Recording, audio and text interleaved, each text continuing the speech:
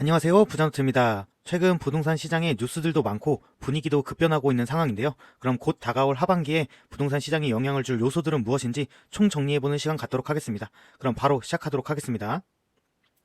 하반기 부동산 시장은 어떻게 갈 것이냐? 그래서 오늘은 두 편으로 나눠서 오늘은 먼저 부동산 시장에 영향을 줄 요소들, 요 이슈들 총 정리해보는 시간 갖도록 하고, 다음 영상에서는 그럼 그런 이슈들이 있는 상황에서 상품별로는 어떻게 접근해야 되고 전망은 어떨까 정리해보는 시간 갖도록 하겠습니다. 오늘 이슈들로는 뭐 전세, 월세, 요즘 말 많잖아요.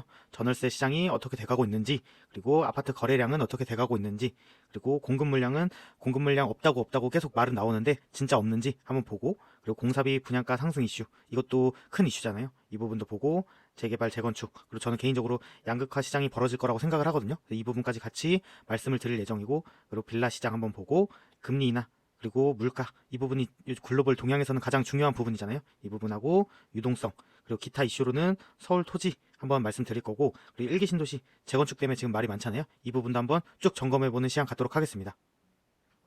그럼 전월세 시장 먼저 볼 텐데요. 전월세 시장이 어떠냐?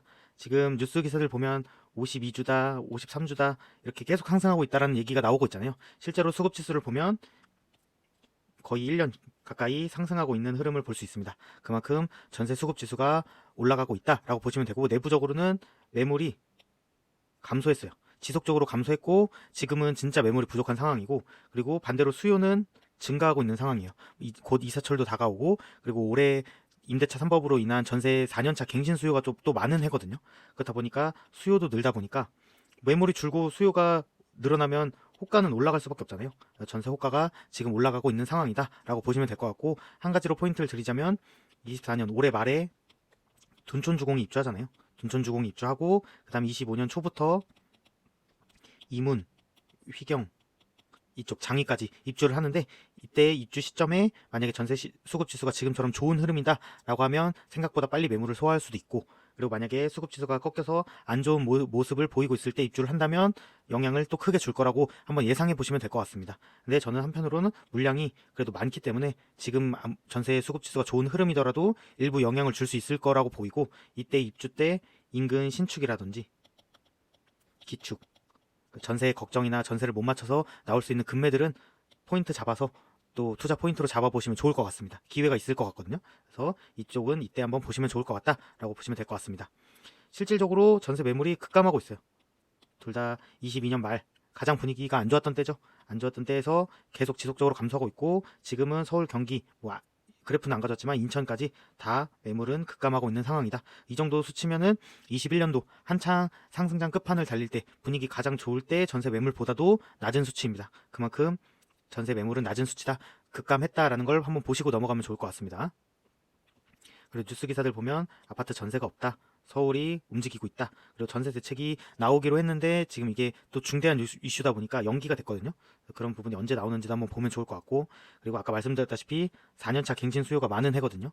그래서 전세 대란이 올 거다라는 기사들도 많이 나오고 있는 상황입니다. 그리고 전세에 이어서 월세까지 올라가고 있는 상황입니다. 그래서 월세를 한번 보면 지금 오피스텔도 그렇고 빌라도 그렇고 아파트랑 똑같이 공급은 될 수 없는 상황이고, 아파트 전세가 많이 오르다 보니까 시장은 계속 한 군데만 머물러 있지 않거든요. 한쪽이 영향이 심각해지면 밀려 나올 수밖에 없는데, 지금 아파트 전세가 이렇게 귀하다 보니까 빌라가 아무리 전세 사기가 이슈가 있다고 하더라도 넘어오고 있는 추세고, 그래서 빌라도 전세도 오르고 있고 월세도 오르고 있다. 그래서 저는 빌라 시장도 지금이 저점이라고 생각은 하는데, 어쨌든 이렇게 전세 월세 모두 부족한 시장으로 가고 있다라고 보시면 될 것 같습니다. 그리고 전세 매물 폭탄이 떨어지고 있는 동네라고 하는데, 이게 아까 말씀드린 둔촌주공. 그래서 둔촌주공이 24년 말에 입주하잖아요. 여기랑 또 아까 말씀드린 이문희경까지, 여기는 22년 초부터 시작해서 줄줄이 나오거든요. 그래서 이 시점에 저는 지금 전세 상황으로는 빠르게 소화할 수 있긴 하지만, 어쨌든 물량인 만큼 영향을 분명히 줄 거고, 해당 단지라든지 해당 신축 단지들이라든지 인근 신축이라든지 기축이라든지 금매가 나올 수 있다. 이 부분에서 한번 투자 포인트 잡아보면 좋을 것 같다라고 말씀을 드리고, 그리고 마지막은 광명까지. 광명도 25년부터 26년 계속 있거든요. 여기서 기회를 잡아보는 것도 좋을 것 같다라고 말씀을 드리고 싶습니다. 그래서 전세 상황 정리해보면 아파트 전세 매물이 작년부터 22년도 말부터 23년 초에 최고점을 찍고, 그 다음 거기서부터 계속 줄기 시작했다. 그리고 현재는 부족이 매우 심각해진 상황이다 라고 보시면 될 것 같고, 근데 작년과 다른 점은 전세 매물은 지속 감소하고 있었는데 작년에는 수요가 이렇게 증가하지 않은 상황이었거든요. 그래서 전세가가 그렇게 많이 급등하지 않는 상황이었는데 지금은 전세 수요까지 급증하고 있다 보니까 호가들이 올라가고 있다라고 보시면 될 것 같습니다. 이사철이기도 하고 4년차 갱신 수요가 많은 해니까 수요가 늘고 있다라고 보시면 될 것 같고, 그리고 매매가나 전세가가 낮은 지역, 그러니까 예를 들어서 노원 같은 경우에는 지금 매매에서 전세로 전환하고 있는 수요도 늘고 있다고 얘기가 들리고 있거든요. 이런 부분도 전세가 진짜 부족하고 전세가가 올라가고 있구나라는 걸 보여주는 예시라고 볼 수 있을 것 같습니다. 그리고 전세 매물이 진짜 부족하다는 얘기가 곳곳에서 들리고 있습니다. 개포, 잠실, 노원, 거의 서울 전역에서 들리고 있는 것 같습니다.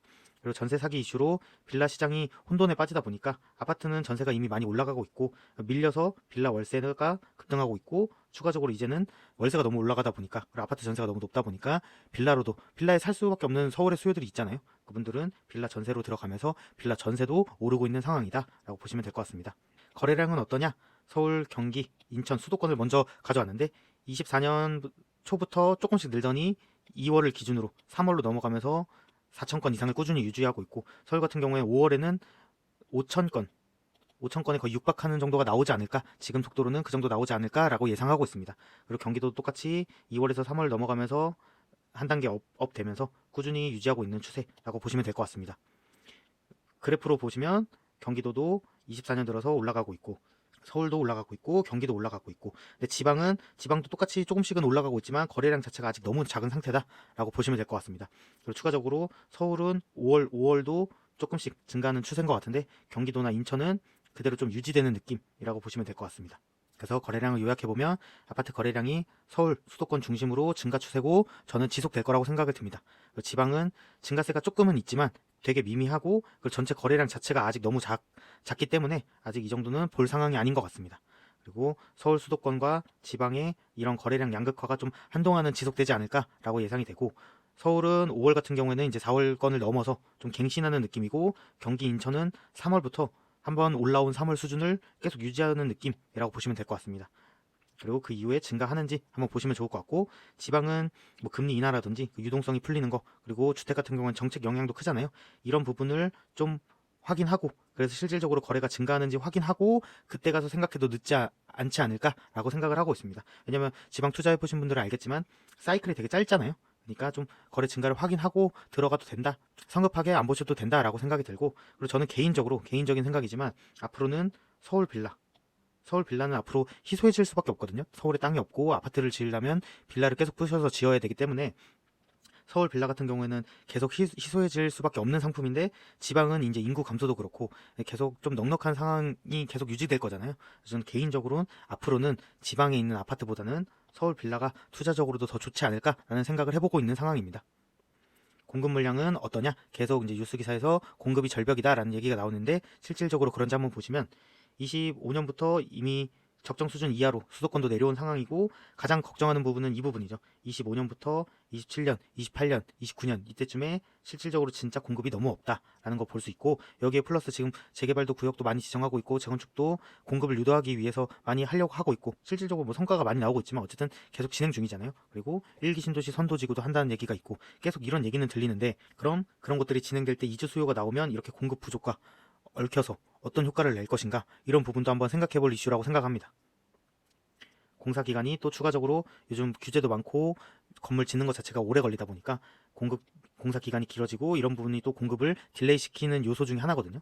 그래서 지금 서울에 재개발하는 구역들도 공사 기간을 늘려달라 이런 얘기들을 많이 하고 있고, 예전에는 뭐 3년 정도 내외로 봤던 것 같은데 지금은 적어도 5년 는 봐야 되는 것 같아요. 그리고 요즘은 또 층수도 좀 높게 짓다 보니까 5년 이상 걸리지 않나, 이런 부분도 주택 공급을 지연시키는 요소 중에 하나로 작용한다. 그리고 3기 신도시 얘기도 있지만 연내 착공이 힘들다. 그래서 공공 청약, 사전 청약도 없앴잖아요. 이렇게 계속 딜레이 되다 보니까 저도 생각하기에 3기 신도시도 30년이 지나도 본격 입주는 쉽지 않지 않을까라고 생각을 하고, 1기 신도시도 지금 선도지구 얘기가 나오고 있지만 예상대로 공급되기 쉽지 않다라고 말씀드리고 싶습니다. 그리고 인허가도 지금 서울이고 수도권이고 빠르게 감소하고 있고, 본격적으로 착공한 것도 많이 줄어들고 있는 상황이고, 이미 인허가나 착공한 것들 준공만 조금 유지되고 있지만 서울은 이런 준공도 감소하고 있는 상황이고, 그래서 계속 공급 물량은 없는 상황으로 가고 있다라고 보시면 될 것 같습니다. 그리고 공사비, 분양가 상승 가장 이슈죠. 재개발 재건축 현장에도 많이 영향을 주고 있고, 공사비는 꾸준히 올라가고 있다. 그래서 인건비도 16%, 17% 꾸준히 올라가고 있고, 이런 임금 상승과 더불어서 건설 근로자들도 근로 시간 자체가 줄고 있잖아요. 그러니까 공사 근로 시간 줄어드는 것도 공사비 상승을 어떻게 보면 하는 요소 중에 하나거든요. 이렇게 많이 올라가고 있고, 이런 인건비뿐만 아니라 자재비도 많이 올라가고 있고, 그래서 전반적으로 다 공사비를 상승하는 방향으로 가고 있고, 이런 것들이 다시 줄어들 거냐라고 생각하면 쉽지 않다라고 예상이 되고 있습니다. 안 오르는 게 없다. 공사비, 분양가. 그리고 공사비가 올라가니까 분담금이 올라가는 거고, 분담금이 올라가면 공급이 안 되잖아요. 그러니까 그런 부분을 일부 많이 하려면 분양가를 올릴 수밖에 없죠. 그래서 분양가도 따라 올라갈 수밖에 없다라고 보시면 될 것 같습니다. 아까 말씀드린 인건비뿐만 아니라 시멘트, 골재, 레미콘도 3, 40%씩 다 올랐고, 인건비도 올랐고, 이런 것들이 다시 내려갈 수 있냐? 그거는 쉽지 않다라고 보시면 될 것 같습니다. 그래서 제가 분양가 상승이 어느 정도냐 해서 좀 표시를 해봤는데요. 지금 홍제 쪽도 불광 5구역 이제 분양가를 가져왔는데 12억에서 12억 후반, 이게 34평 기준입니다. 34평 기준으로 이렇게 나오고 있고, 홍제도 이제 15억을 얘기하고 있고, 그리고 공덕 1구역도 17억, 목동도 지금 재건축 정비안 보시면 거의 20억 정도를 예상하고 있거든요. 이런 부분. 그리고 광명도 지금 분양하고 있는 것들이 11억 수준. 그래서 구성남도 11억 수준, 둔촌주공은 뭐 10억대 초중반에 이제 분양은 했지만 지금 현재 입주권 거래 가격이 22억이니까 이 정도. 그리고 이문희경이 12억 정도 되는 것 같고, 지금 광장동에 들어가는 소규모 재건축도 20억을 얘기하는, 그만큼 실질적으로 진짜 분양가가 올랐다. 분양가가 오르는 거는 이 분양가에 분양이 쉽지 않다라고 하면 오히려 공급이 감소될 거고, 공급이 되려면 이 분양가를 받아줘야 되는데, 그러면 전세가처럼 하방을 좀 지지하는 역할을 하지 않을까. 그래서 앞으로 투자자로서 이런 분양가 상승을 보고 이게 새로운 시세의 기준이 되지 않을까라고 생각해야 될 것 같습니다. 재개발 재건축 같은 경우 어떻게 될 것이냐, 아까 공사비나 분양가 상승의 영향을 받아서 공사가 계속 늦춰지고 있고, 그리고 조합 간의 싸움도 늘어나고 있고, 입주 계속 지연되고 있죠. 공사 기간 자체도 길어지고 있고, 공사비 합의 그리고 공사비에 대한 시공사와 조합의 갈등도 계속 일어나고 있고, 그래서 근데 이미 시작한 곳들은 대안이 없잖아요. 그래서 공사비 인상을 수용하고 있고, 그리고 추가 분담금이 계속 늘어나고 있고, 그리고 분담금에 대한 좀 부담이 있는 좀 하급지 같은 경우에는 공사 자체를 시작하지 못하고 있는 상황이죠. 상계 5구역이 예시로 분담금이 거의 지금 매매가랑 비슷하게 나오다 보니까 공사가 멈추고 있다라고 보시면 될 것 같습니다. 저는 공사비 상승 그리고 분양가 상승에 대해서 좀 이렇게 예상을 해보고 있는데요. 공사비가 상승하면 조합원 분양가가 올라갈 수밖에 없죠. 올라갈 수밖에 없고, 그럼 추가 분담금이 상승하는 거기 때문에 지금 재개발 재건축 시장이 좋지 않은 분위기인 거잖아요. 그런 상황이 지속되고 있고, 그러니까 조합원 갈등도 생기고 있고, 이런 부분이 공급을 딜레이시키거나 공급을 감소시키는 영향을 만드는데, 이런 것들이 만약에 다시 공급이 재개되고 빠르게 공급을 하려면 공사비를 낮추거나 토지 가격을 낮추거나 상품값을 올려야 되는데, 이 중에 가능한 거는 상품값을 올리는 거. 그러니까 다들 일반 분양가를 올리는 추세로 가고 있다라고 보시면 될 것 같습니다. 공사비나 뭐 땅값은 떨어지기 힘들잖아요. 그리고 정부나 서울시는 공급이 필요하기 때문에 규제 완화를 지속적으로 하는 방향으로 갈 수밖에 없고, 일반 분양가를 상승시켜줄 수밖에 없죠. 저는 이런 아까 말씀드렸다시피 일반 분양가 상승이 매매가랑 전세가의 그런 영향처럼 하방을 좀 지지해주는 역할을 향후에 하지 않을까라는 생각이 들고, 왜냐면 이제 아파트 만드는 원가 자체가 그렇게 올라간 거다 보니까 시세도 그렇게 맞춰서 올라가야 된다라고 생각을 하고 있고, 저는 왜 양극화를 얘기하냐면, 이런 분양가를 일반 분양가를 올린다고 해서 다 분양이 될 수 있는 건 아니잖아요. 이렇게 일반 분양가를 올려서 분양이 될 수 있는 곳들만 먼저 공사가 진행될 거라고 생각이 들고, 아까 예시 드린 상계처럼 분양가를 올렸을 때 미분양 얘기가 나올 수밖에 없는 지역들은 공사가 좀 멈추지 않을까. 그래서 되는 곳만 되고 안 되는 곳은 안 되는 양극화가 좀 한동안 일어나지 않을까 생각이 들고, 이렇게 아파트만 저희가 얘기하지만 빌라 공급은 공사비가 더 심각한 상황이고, 공급 자체가 거의 절벽에 이르고 있다라고 보시면 될 것 같습니다. 빌라 시장은 어떠냐? 지속적으로 감소하고 있죠. 그래서 진짜 엄청 감소한 걸 볼 수 있거든요. 23년에 서울에 1200건이면 원래 평시에 한 달에 공급되는 양보다도 적은 게 23년 1년 동안 공급이 된 거라고 보시면 될 것 같고, 이만큼 빌라 인허가가 정말 심각한 상황이다 라고 보시면 될 것 같습니다. 거의 이 빌라 시장이 이제는 붕괴되지 않을까라는 극단적으로 얘기하시는 분들이 나올 정도로 심각한 상황이다 라고 보시면 될 것 같습니다. 그리고 도시형 생활주택도 급감하고 있죠. 그리고 거래 같은 경우에는 보통 아파트랑 똑같은 주거 상품이다 보니까 비슷한 움직임을 보이는데, 전세 보증보험 지금 이슈가 크고, 전세 대책이 연기되긴 했지만 향후 나올 전세 대책에서 보증보험 이슈가 나올 거라고 예상을 하고 있잖아요. 그런 전세 보증보험 가입 기준이 강화된 이후로는 좀 다른 흐름을 보이고 있다가, 최근에는 아파트도 거래량이 증가했지만 빌라도 조금씩 늘고 있다, 재개발 얘기들이 좀 나오다 보니까 다시 증가하고 있다라고 보시면 될 것 같습니다. 그래서 공급 물량, 공사비, 분양가 상승, 재개발, 재건축, 빌라까지 통틀어서 정리를 해보면 다 영향을 주고받는 요소다 보니까, 정리해서 말씀드리면 착공, 착공을 했다는 건 한 5년 내외는 입주를 한다는 얘기잖아요. 그런 부분이나 인허가를 받고 뭐 1, 2년 있다 착공하면 보통 7년 내외에 입주하는 물량들이잖아요. 이 착공, 인허가 모두 감소하고 있다. 그래서 저는 25년부터 28년까지 수도권의 입주 물량 공백은 거의 확정이다라고 보시면 될 것 같고, 그럼 이후에는 물량이 있냐를 봐야 되는데 그 이후에도 쉽지 않다라고 말씀을 드렸죠. 1기 신도시도 그렇고 3기 신도시도 그렇고 얘기를 들었기 때문에. 그리고 공사비 급증 상황, 그리고 분담금이 늘어나는 상황, 그래서 재개발 재건축 시장이 악화되다 보니까, 그리고 생각보다 아직 규제 완화가 많이 나오지 않다 보니까 이런 공급도 멈췄고, 그래서 서울 재개발 재건축, 뭐 경기 1기 신도시나 3기 신도시, 지방에는 미분양 때문에 공급을 못하고 있잖아요. 이런 부분, 그래서 어느 시장 하나 공급이 원활한 곳이 없다, 이런 상황이라고 보시면 될 것 같습니다. 공급은 진짜 부족한 상황이다. 그래서 뉴스 기사들도 계속 공급 얘기가 나오는 거다라고 보시면 될 것 같고, 한편 추가적으로 인프라 호재 같은 거, 뭐 철도 지하라든지 도로 지하 같은 호재들이 나오고는 있는데, 이런 공사비 상승해서 주택도 못 짓는데 이런 거대한 인프라 사업이 잘 되긴 쉽지 않거든요. 그래서 이런 부분은 좀 선별해서 보는 게 좋을 것 같다라고 말씀을 드리고 싶고, 아까 말씀드렸다시피 일반 분양가를 올릴 수 있는 곳만 양극화 가 벌어질 거라고 생각이 되고, 그래서 초기 재개발 같은 구역들 중에서 입지 좋은 곳들은 지금 보셔도 좋을 것 같다라고 예상이 들고, 대체재인 빌라 공급도 엄청 심각한 상황이다라고 보시면 될 것 같습니다. 그리고 금리 인하, 물가 어떻게 되고 있냐? 지금 최근에 나온 지표들인데 소비자 신뢰지수 좋게 나오고 있고, 미국 주택 가격도 고금리인데도 불구하고 상승하는 추세로 나오고 있고, 뭐 제조업이나 서비스업, 뭐 내용은 아실 필요 없지만 확장 국면이다. 그래서 미국은 경제 지표들이 되게 좋게 나오고 있다. 이렇다 보니까 금리 인하를 서두를 필요가 없다라는 얘기가 자꾸 나오고 있는 거고, 반대로 오히려 유럽이 먼저 금리 인하를 한다는 얘기가 나오고 있는 상황이라고 보시면 될 것 같습니다. 그래서 원래는 9월에는 24년 9월에는 한번 인하를 하지 않을까라는 게 우세였는데 다시 동결이고 11월쯤에 하지 않을까라는 게 대세가 되고 있습니다. 그만큼 경제 지표들이 너무 좋다 보니까 함부로 내렸다가 또 다시 물가가 튈 수 있지 않을까라는 우려가 커지면서 금리 인하 시점이 자꾸 지연되는 현상이 나오고 있는 상황입니다. 근데 저는 한편으로는 유동성도 봐야 된다고 생각을 하거든요. 되게 중요한 요소고, 코로나 시절에 저희가 경험을 했잖아요. 그만큼 유동성이 중요한데 지금 유럽 인플레가 좀 잡히는 상황이고, 그래서 미국보다도 유럽에서 먼저 6월 달에 인하를 하겠다라고 하면서 자산 시장이 좋은 모습을 보이고 있는 상황이고, 중국도 경기 부양을 위해 190조 원 가까운 돈을 풀기로 한 상황이고, 미국 정부도 실질적으로 정부 계좌에서 복지 비용이나 인건비 이런 걸로 시장의 유동성을 공급하고 있는 상황이고, 연준에서도 6월 달부터 유동성을 감소시키는 QT라는 것을 축소하기로 했거든요. 그러니까 시장에 유동성을 남겨두겠다라는 얘기고, 일본도 국채를 매입하는 국가잖아요. 그래서 시장에 유동성을 지속 공급하고 있다라고 보시면 될 것 같습니다. 이렇게 전 세계가 유동성을 공급하는 흐름이다라고 보시면 될 것 같습니다. 한국도 계속 말씀드렸다시피 24년 중순을 저점으로 계속 유동성을 공급하고 있고, 현금도 찍고 있는 상황이다라고 보시면 될 것 같습니다. 그래서 정리해보면 저는 금리는 이미 고점이고 걱정할 요인이 아니다라고 생각이 들어요. 이미 고금리를 다 인지하고 있고 뭐 연끌할 사람은 없잖아요. 그래서 이 부분을 걱정하다기보다는 이제 언제 인하를 하냐, 그 속도 문제고, 인하의 방향성은 정해져 있기 때문에 걱정할 요인이 아니고, 오히려 전 세계가 지금 유동성을 늘리고 있는데 이 부분에 좀 집중을 해서 시장을 봐야 되지 않을까라는 생각이 들고, 그러면 인플레이션이 또 발생하는 거고, 화폐 가치는 또 지속적으로 하락할 수밖에 없는 거고, 자산 가치가 뭐 자산 자체가 좋다고 올라가는 게 아니고 명목으로 화폐가 가치가 떨어지다 보니까 상승하는 거잖아요.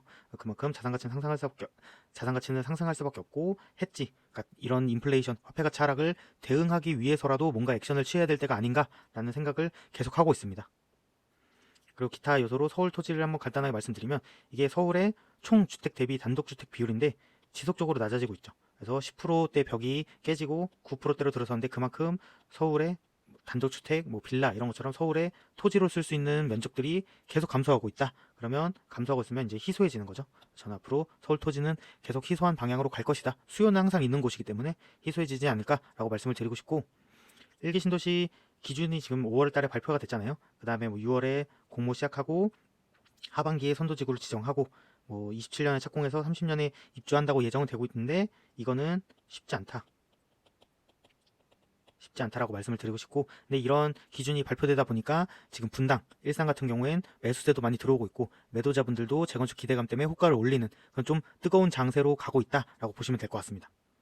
그리고 1기 신도시와 더불어 같은 노후계획도시 특별법도 통과가 됐잖아요. 그래서 서울의 개포, 신내, 상계, 중계 목동, 수서 이런 것들도 있고 이런 것들도 지속적으로 이슈가 나올 수 있다라고 보시면 될 것 같습니다. 그럼 이런 것들을 한번 요약해보면 투자금이 많더라도 소액 투자를 해야 되는 건 맞아요.